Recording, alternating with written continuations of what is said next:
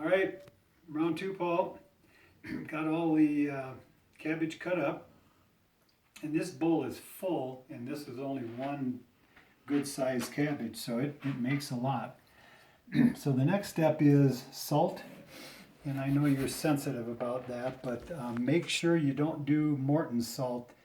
That's got iodine or iodide in it or whatever, and you don't want that. So there is canning salt, and there's also just the straight Himalayan sea salt. So what we put in there, what the recipe calls for, is a tablespoon and a half.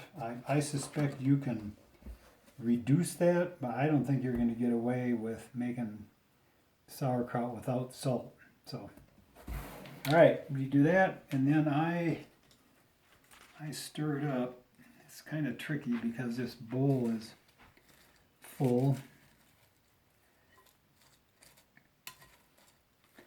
But we're stirring it up here to try to get it on a good chunk of this stuff because we're going to cover it for an hour, and this is the real key. It cuts the kneading part of this down to create the brine by probably 15-20 minutes. Makes that whole kneading it thing much easier. Okay, I think that's probably good enough. It'll take care of itself. And I covered up, don't know why, but I do. Maybe they told me to. So here's what I was talking about. This little guy for the cover, the sauerkraut goes in here.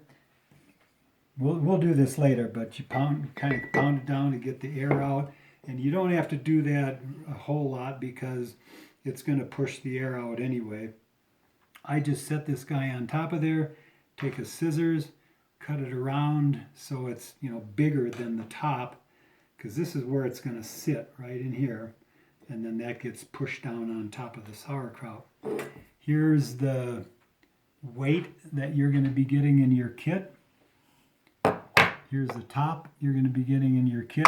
You should also get a pump, and we've never had the need for that. And then of course this guy is for taking the sauerkraut out of here. Okay, so while this is doing its thing for an hour, I'm going to cut up peppers and I'm going to cut up garlic and be all ready for kneading time. So that's what we'll do next. Just show them the deer. Here's our friend eating the end of the cabbage. All right, so we'll talk to you in a bit.